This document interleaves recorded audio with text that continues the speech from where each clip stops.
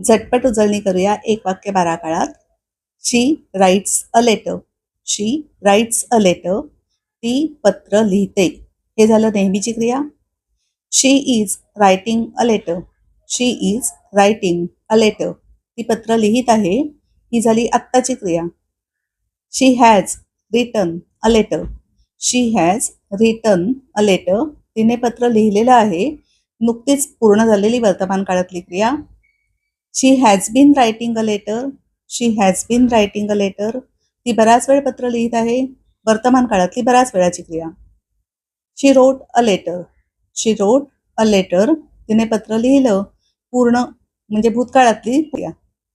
She was writing a letter. She was writing a letter.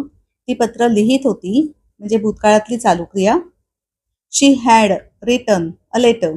She had written a letter. भूतकाळात पूर्ण झालेली क्रिया. She had been writing a letter.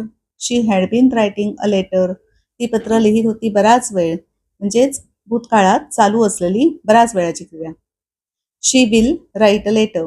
She will write a letter. ती पत्र लिहील भविष्यकाळ. She will be writing a letter. She will be writing a letter. ती पत्र लिहित असेल चालू भविष्यकाळ. She will have written a letter. She will have written a letter. तिने पत्र लिहिलेलं असेल पूर्ण झालेली भविष्यकाळातली क्रिया. She will have been writing a letter. She will have been writing a letter. बराच वेळ चालू असलेली भविष्यकाळातली क्रिया. आता ह्याबद्दल डिटेल जर तुम्हाला जाणून घ्यायचं असेल तर ह्या लिंकवर क्लिक करा. खाली एरो दिसतोय त्याच्यावर आणि पूर्ण व्हिडिओ निश्चित पहा. थँक्यू.